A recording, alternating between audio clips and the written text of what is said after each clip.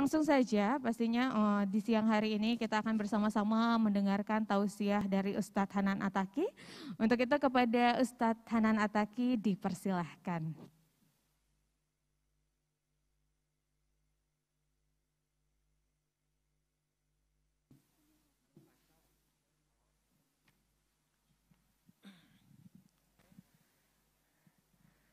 Bismillahirrahmanirrahim. Assalamualaikum warahmatullahi wabarakatuh. Alhamdulillahirabbil alamin. Alhamdulillahilladzi la yukhayyibu man amalah wa la yaruddu man sa'alah wa la yaqta'u man wasalah wa la yakilu man tawakkala alaih. Asyhadu an la ilaha illallah wa asyhadu anna Muhammadan abduhu wa rasuluhu la nabiyya ba'dah. Allahumma salli wa sallim wa barik ala sayyidina wa habibina wa nabiyyina Muhammad wa ala alihi wa sahbihi ajma'in. Qala Allah Ta'ala fil Qur'anil Karim. A'udzu billahi minasy syaithanir rajim. Bismillahirrahmanirrahim. Yuridullahu bikumul yusra wa la yuridu bikumul usra. Bismillahirrahmanirrahim. لا يكلف الله نفسا إلا وسعها بسم الله الرحمن الرحيم طه ما أنزلنا عليك القرآن لتشقى صدق الله العظيم. Teman-teman sekalian, Islam itu adalah syariat yang mudah.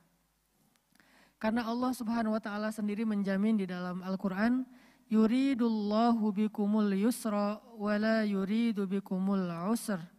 Allah itu pengen mudahin kalian, Allah tuh enggak pengen nyusahin kalian. Allah juga berfirman, la yukallifullahu nafsan illa wus'aha. Allah enggak pengen ngebebanin seseorang kecuali sesuai dengan wus'aha, kecuali sesuai dengan batas kemampuan orang itu. Allah juga berfirman di dalam surat Thaha, ma anzalna 'alaikal Qur'an litashqa. Tidaklah kami turunkan Al-Qur'an untuk menyusahkan kalian. Ini adalah cuplikan-cuplikan paragraf Al-Qur'an yang saya ambil dari beberapa surat yang menjelaskan tentang betapa syariat itu adalah mudah. Allah tuh nggak menurunkan Islam untuk jadi beban bagi manusia, bukan. Sebaliknya Islam, syariat itu adalah jalan keluar, solusi dari segala macam masalah manusia. Makanya ketika kita membaca sejarah Al-Quran, kita tahu ada istilah asbabun nuzul. Ya, apa itu asbabun nuzul? Peristiwa yang terjadi beriringan dengan turunnya ayat. Kenapa sejarah Al-Quran itu ada asbabun nuzulnya? Karena Allah pengen menjelaskan kepada kita, Allah turunkan ayat itu sebagai respon terhadap masalah yang sedang dialami oleh Nabi dan sahabat. Misalnya ada ayat yang merespon tentang masalah keluarga. Waktu itu ada kejadian seorang suami menceraikan istri dengan cara yang sangat kejam. Dengan mengatakan istrinya bagi dia adalah seperti ibu. Itu artinya istri bagi dia sudah haram selama-lamanya. Seperti seorang ibu haram bagi anaknya. Dalam Islam dikenal dengan istilah zihar. Walaupun itu sebetulnya budaya jahiliyah yang kemudian ada fikihnya di dalam Islam. Ada seorang perempuan namanya Khawlah. Datang kepada Nabi kemudian dia mengatakan, ya Rasulullah, suami saya menikahi saya ketika saya perawan. Kemudian ketika saya sudah tua, saya memberinya banyak anak, saya sudah tidak menarik lagi.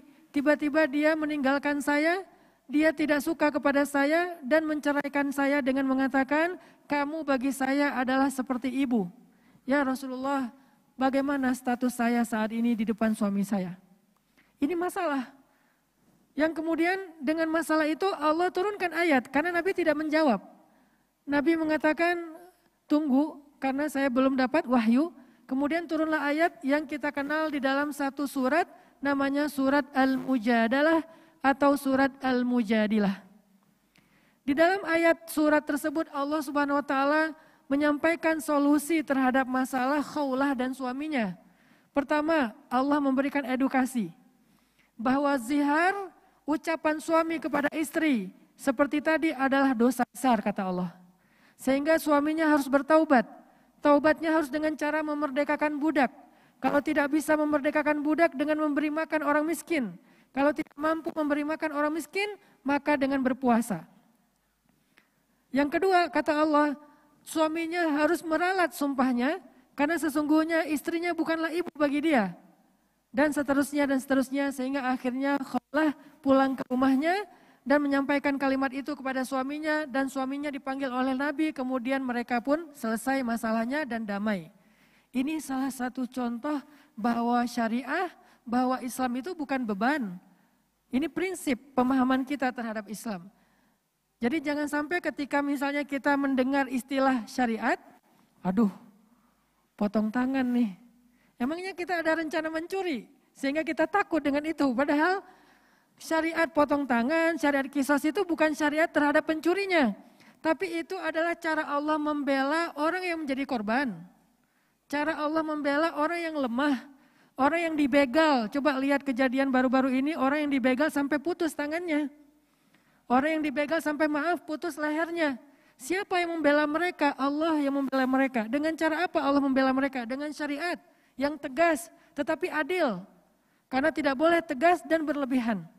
Ketika ada kasus dulu seorang perempuan yang mau disebutlah dalam bahasa syariat itu dirajam karena dia melakukan zina setelah dia menikah. Maka para sahabat karena marah melemparinya dengan batu yang besar di kepalanya. Sambil mencela, maka Nabi SAW mengatakan, jangan begitu wahai sahabat, kalian sedang melempari seorang ahli surga.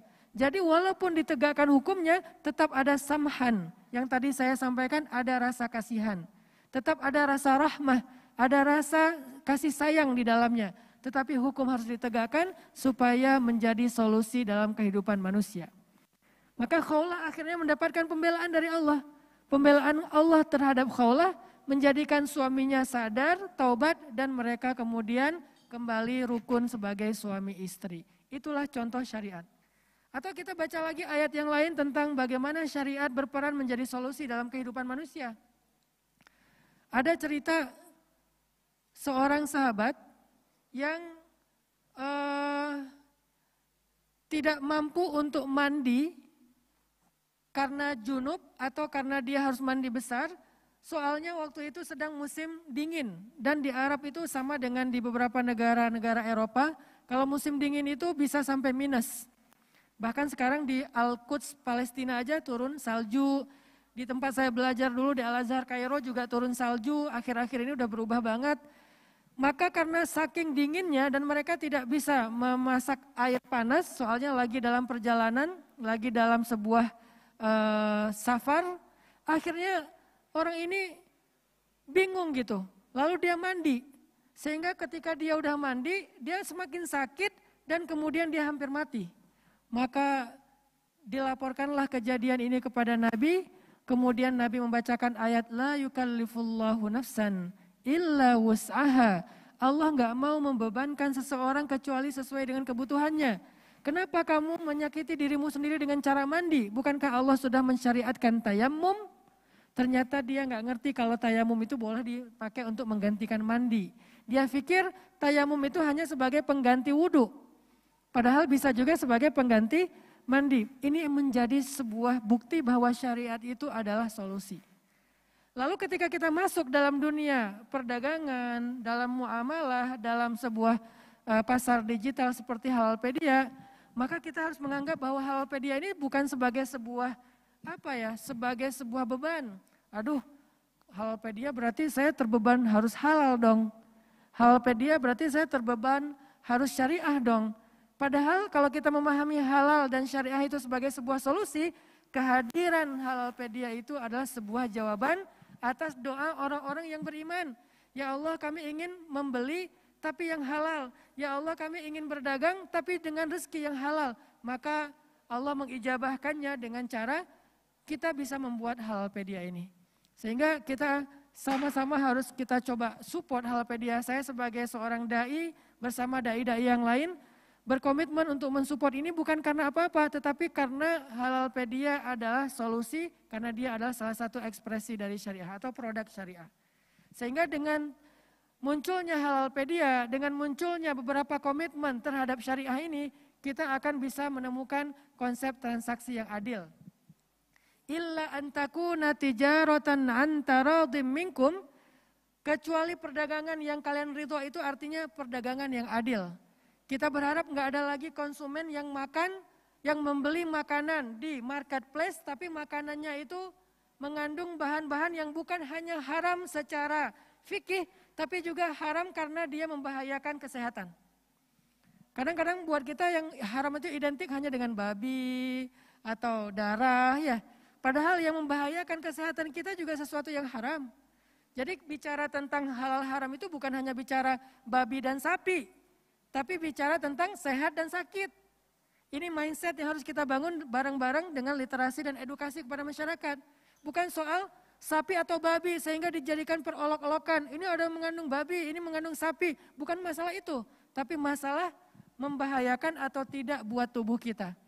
Dan itu bukan hanya kandungan tertentu, bisa juga dengan boraksnya, dengan berbagai macam pewarna tekstil, dengan berbagai macam pengemus yang membahayakan tubuh.